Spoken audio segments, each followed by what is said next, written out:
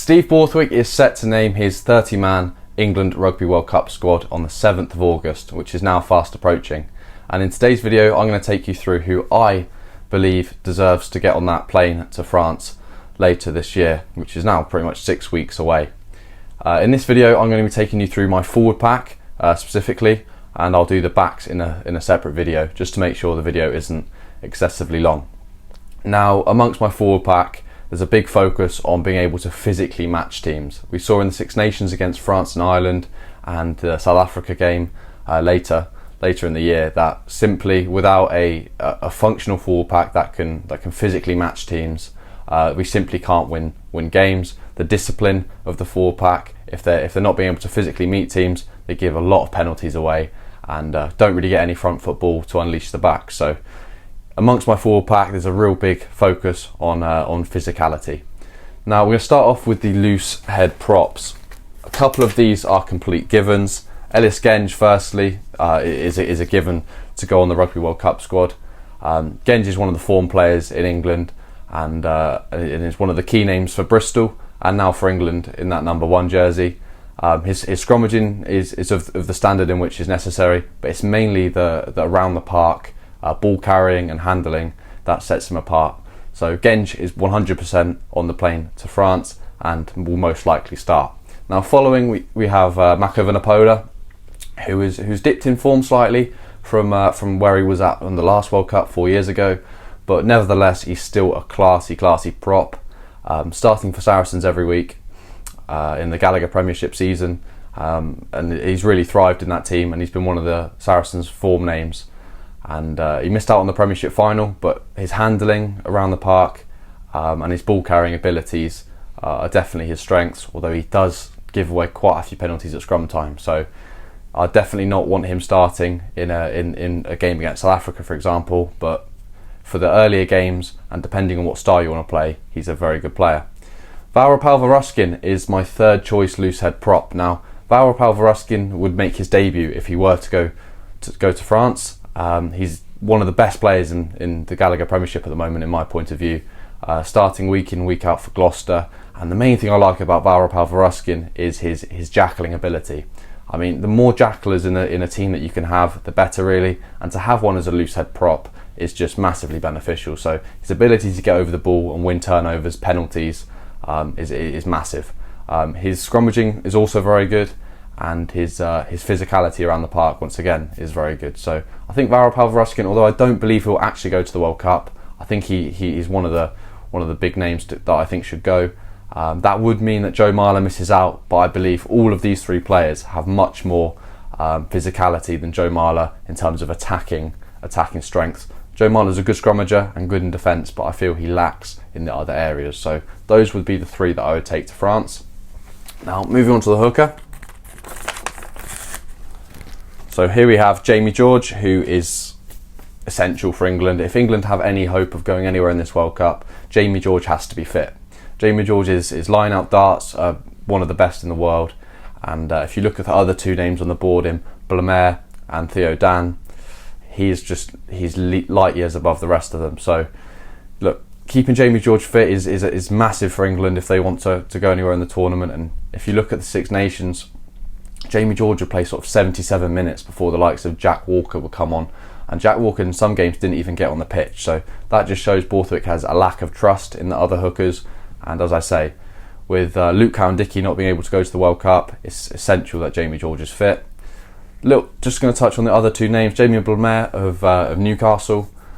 He's a very explosive runner, but just like Theo Dan, obviously is an explosive runner as well. They both need a lot of work on their line-out darts to be anywhere near an international level hooker. Both of them have played a strong role in their club team, but we know there's massive difference between being a good player for your club and being an elite international player. But I believe those two just get in, and I do believe it's also essential to have 3 hookers instead of 2, because obviously one's on the bench and one's starting, so you kind of need that third hooker, especially for injury cover as well. Now moving on to tight head props. This is an area of weakness, I believe, for England at scrum time. Sinclair and Stewart are the two form form tight heads in England. Sinclair, having played an essential part in the 2019 Rugby World Cup with a good try against Australia in the quarter-finals, but unfortunately got knocked out within the first 10 minutes against South Africa. So Sinclair will want to redeem himself this year and play a much stronger role in the World Cup. And if we do get to the final, we'll hopefully play in that. But with England's form at the minute, it doesn't quite look like we're going to the final. Will Stewart, he scored a hat. It was a brace against New Zealand in the last 10 minutes to clinch the draw. Will Stewart's a very underrated player, I believe.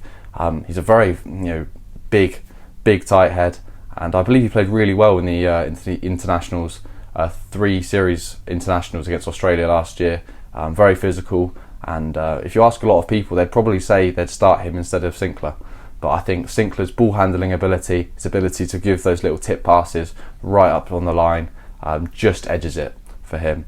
And then we've got Dan Cole, the old veteran. I don't believe he's near international quality these days. And I do believe when he comes on the pitch, it is a massive weakness for England. I believe it was Italy snuck between the 2 replacement props, being Dan Cole and Mako Vanapola. An Italian player just simply swiped through, and the reactions and the speed of Dan Cole was just clearly not enough to get anywhere near the Italian. So Mako and Cole as replacement props, they are very slow on their feet, but I do think Dan Cole, when it comes to scrum time, he can definitely do a job. And in terms of offering experience, I think he's nearing 100 caps now, so he's a very experienced player, and I believe he is worthy of that 3rd place spot.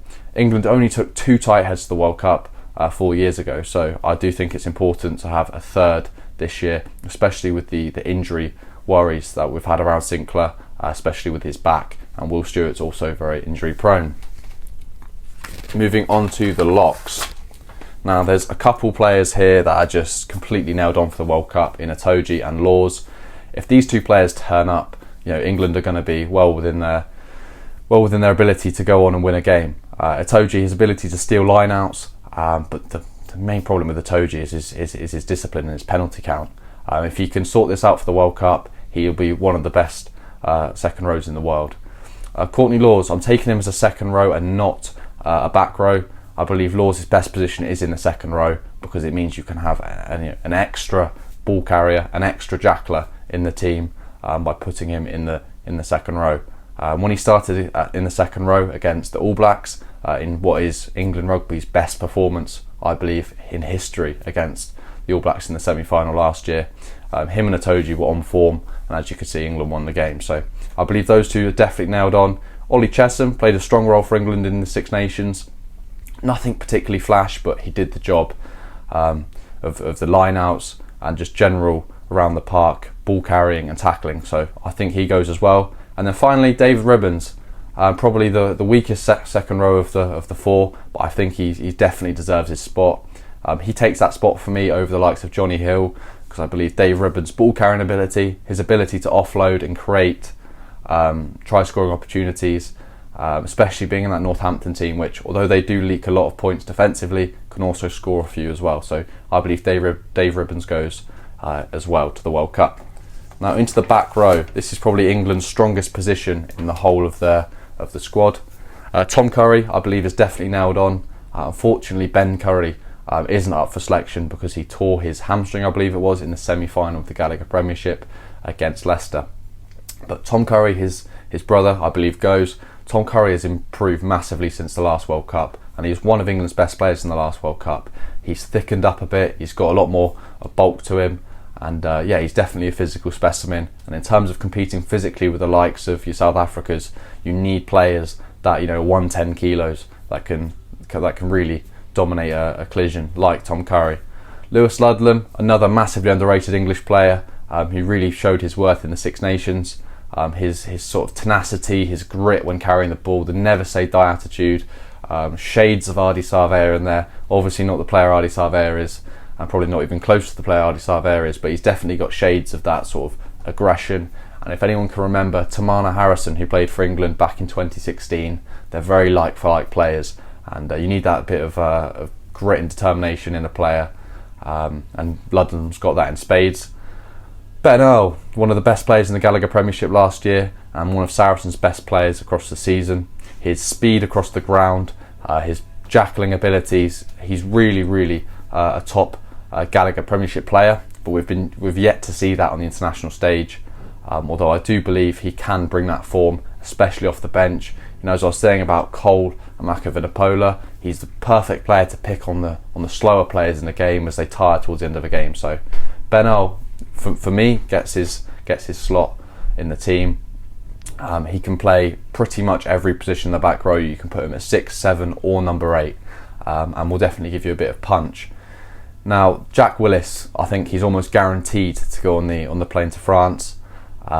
Jack Willis's jackling ability is just phenomenal. I mean, the ability to overcome the sort of the mental trauma and the probably PTSD he has from his twice he's injured his knee incredibly badly, having a year out both times, I believe. Last one was 2021, I believe, against Italy. Horrible injury. You saw many of the players around just look away. Quite horrible. So he's come back amazingly from there. And, you know, to think someone like Jack Willis, an English-born player, is starting in the Toulouse team, you know, in Champions Cup, was it semi-finals? I mean, he's clearly, if the Toulouse coaches think he's worthy of that slot, when they could easily sign players like Olivon, shows he's, you know, amongst that class of player. So Jack Willis definitely goes, although I do believe he does lack a little bit of ball carrying ability. But, you know, he makes up for that because he can jackal amazingly, and also Toulouse use him in the line-out. So I suppose that's something England could, over this break in which they're training together, get Jack Willis up in the air. Provides a really good third jumper at the front of the line-out.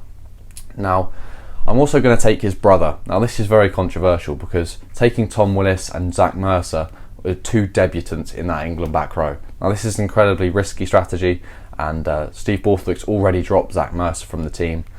But Zach Mercer has been one of the best players for Montpellier in the French leagues, and I think with the lack of form of English number 8s, Billy Vunipola being a huge injury risk, only just got back from injury. I mean, on his day, Billy Vunipola, he can be an amazing player, great carrier, great front football, good defence, but I don't have any confidence in the fact that Billy Vunipola is going to be able to stay fit for the whole of the tournament. So for me, I think he's too much of a risk, and you'd take someone like Zach Mercer. Zach Mercer, once again, can play all across the back row.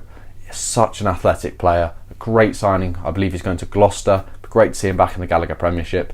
And the fact he's not going to the World Cup, I think you'll see next season when he's tearing up for Gloucester what he could have actually brought to this England Rugby World Cup squad.